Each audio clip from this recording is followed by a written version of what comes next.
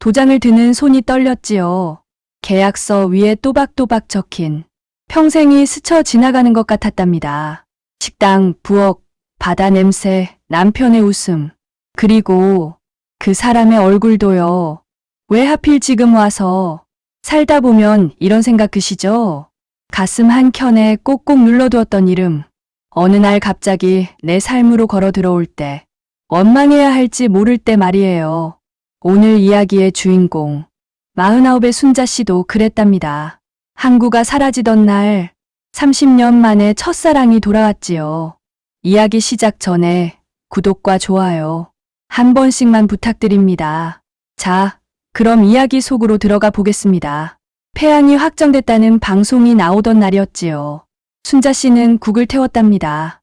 멸치 육수가 부글부글 끓어오르다가 냄비 밖으로 넘치는데도 한참이나 가스불을 끄지 못했지요. 라디오에서 어업 기능, 전면 중단이라는 말이 몇 번이나 반복되고 있었거든요. 그 말이 그렇게 무겁더랍니다. 49의 순자 씨, 이 바닷가 식당을 지킨 지도 20해가 넘었답니다. 남편이 바다에서 사고로 떠난 뒤 그녀는 이 식당에서 살다시피 했지요. 새벽에 나와 미역을 불리고 점심이면 선원들상을 차리고 저녁이면 막걸리 한 사발에 울분을 토해내는 사람들 말벗이 되어주었답니다.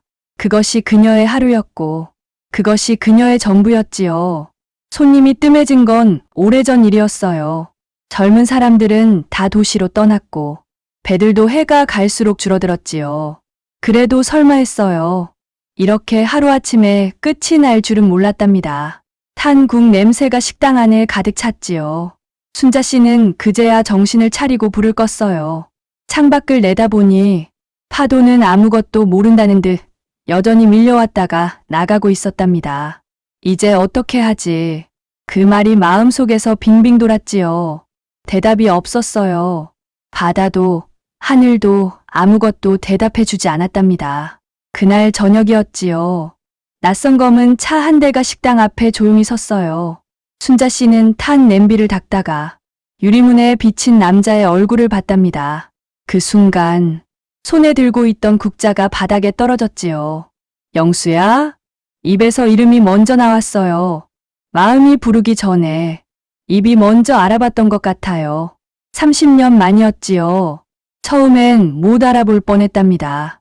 머리가 희끗희끗해졌고 어깨는 예전보다 조금 굽었고 웃을 때 눈가에 깊은 주름이 자글자글 졌더라고요. 그런데 목소리는 그대로였어요. 순자야. 그 한마디에 가슴 속 깊은 곳이 와르르 무너지는 것 같았답니다. 둘은 20살에 헤어졌지요. 그는 큰 세상으로 나가겠다고 했고 그녀는 이 바다를 떠날 수 없다고 했어요. 그때는 자존심이 사랑보다 더 컸고 사랑은 어리석게도 영원할 줄만 알았지요. 재개발 회사 책임자로 왔어. 마을 보상 문제 때문에 당분간 머물 거야. 그는 담담하게 말했어요. 순자 씨는 아무 말도 못했지요.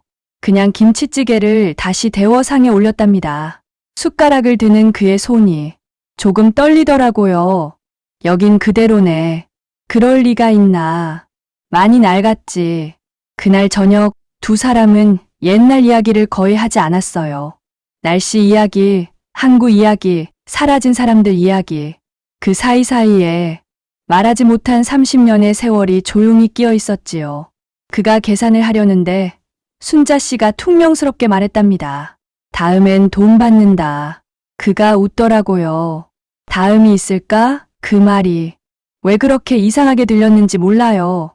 며칠 뒤 마을회관에서 보상 설명회가 열렸지요. 테이블 위에 계약서가 수북이 쌓여 있었어요. 영수 씨는 단상에 서 있었답니다. 말끔한 정장 차림으로 여러분의 생활을 최대한 보장하겠습니다.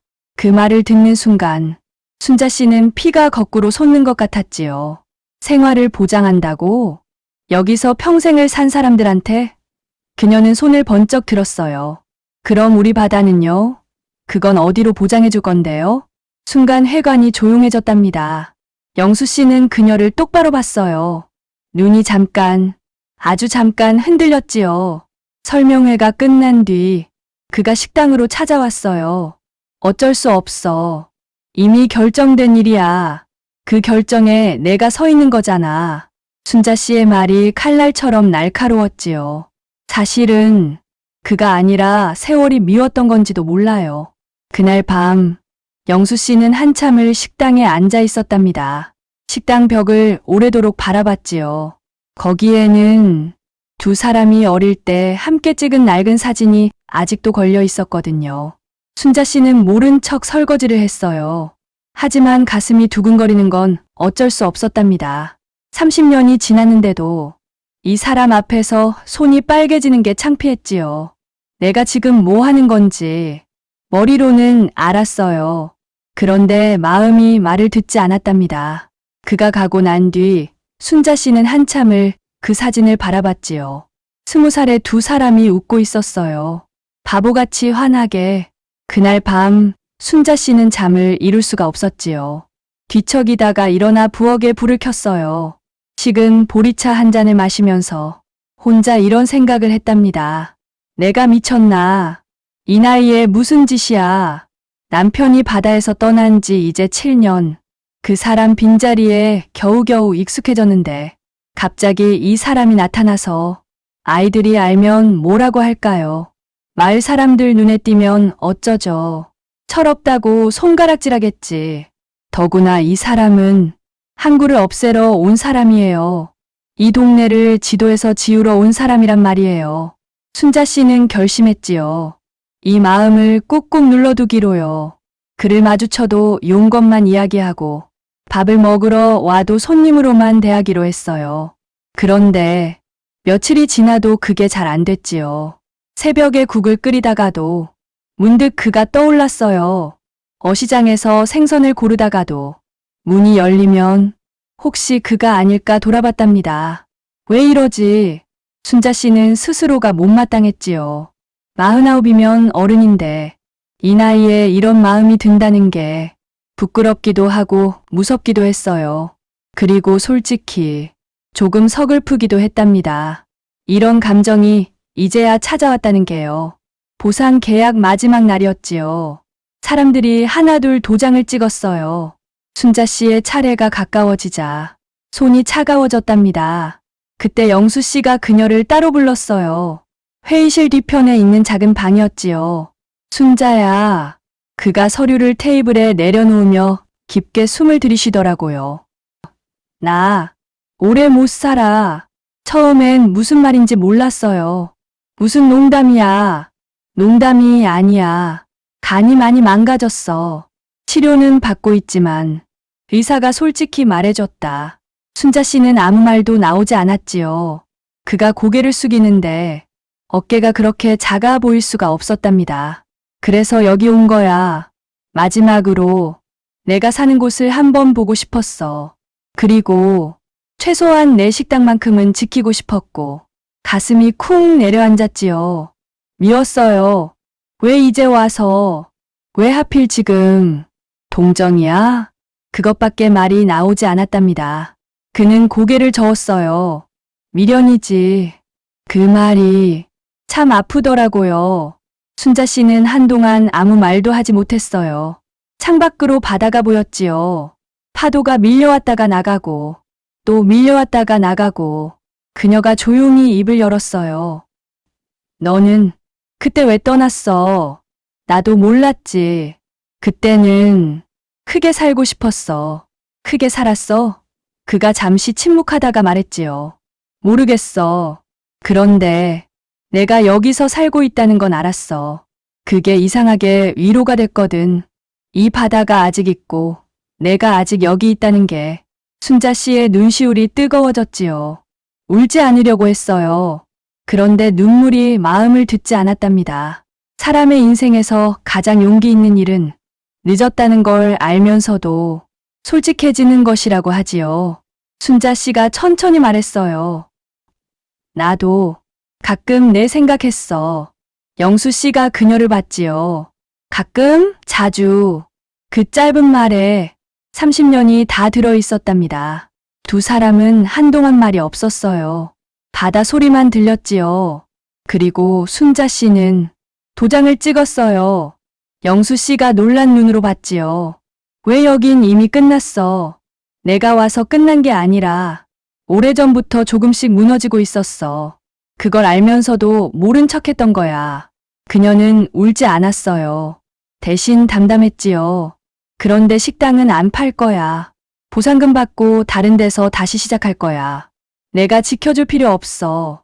영수 씨는 한참을 그녀를 바라보다가 고개를 천천히 끄덕였지요. 그 눈빛이 고맙기도 하고 서글프기도 했답니다. 철거가 시작되던 날 아침이었어요. 포클레인 소리가 마을을 가득 채웠지요. 순자 씨와 영수 씨는 항구에 나란히 섰답니다. 바람이 세게 불었어요. 파도 소리가 유난히 컸지요. 두 사람 모두 아무 말도 하지 않았어요. 그냥 바다를 바라봤지요. 미안하다. 영수 씨가 먼저 말했어요. 항구 때문인지, 30년 전 때문인지, 아니면 그냥 둘 다 때문인지 알 수 없었지요. 나도. 순자 씨가 그렇게 답했어요. 둘은 손을 잡지 않았지요. 대신 어깨가 스칠 만큼 가까이 서 있었답니다. 그게 그들 나이에 맞는 거리 같았어요. 너무 멀지도 않고 너무 가깝지도 않은 그냥 옆에 있는 것. 순자 씨는 생각했지요. 사랑에도 여러 가지 모양이 있는 것 같다고. 꼭 손을 잡거나 함께 살거나 해야만 사랑인 건 아니라고요. 어떤 사랑은 마지막 순간에 서로를 이해하는 것만으로도 충분한 거 아닐까 하고. 파도가 밀려왔다가 나갔지요. 바람이 두 사람의 머리를 흔들어 놓고 지나갔답니다. 그리고 그 자리에 말하지 않아도 되는 것들이 조용히 쌓여갔지요. 그렇게 바닷마을은 지도에서 사라졌지요. 영수 씨는 도시로 돌아갔고 순자 씨는 다른 항구 근처의 작은 식당을 새로 열었답니다. 예전만큼 손님이 많지는 않았어요. 그래도 새벽이면 나와 국을 끓이고 점심이면 상을 차리는 하루하루가 이어졌지요. 연락은 두어 번 왔어요. 점점 짧아지더니 어느 날 이후로는 오지 않았답니다. 순자 씨는 그 사실을 알면서도 모른 척하기로 했지요. 어떤 작별은 확인하지 않는 게 더 나을 때가 있거든요. 그녀는 지금도 가끔 국을 태운답니다. 일부러 조금씩요. 그날처럼 그가 다시 문을 열고 들어올 것처럼. 사랑이 꼭 해피엔딩일 필요는 없을지도 몰라요. 어떤 사랑은 마음속에 조용히 자리를 잡고 앉아서 남은 날들을 따뜻하게 데워주는 것으로 충분하니까요. 여러분도 혹시 그런 사람이 있으신가요? 말하지 못한 채 가슴속에 넣어두었던 이름, 아직 그 자리에 있는 사람. 오늘 이야기를 들으시는 여러분께 이 말을 전하고 싶어요. 지금 이 마음이 부끄럽지 않아도 됩니다. 늦었다고 생각하는 그 감정도 진짜니까요. 당신도 충분히 사랑받을 자격이 있습니다. 그 마음을 꼭꼭 숨겨두지만 말아요. 비슷한 경험이 있으신가요? 여러분의 이야기도 댓글로 들려주세요. 가장 마음에 남으신 장면이 어디였는지도 궁금합니다. 재밌게 들으셨다면 구독과 좋아요 꼭 눌러주시고 순자 씨에게 응원의 댓글도 남겨주세요. 다음 이야기에서 또 만나요.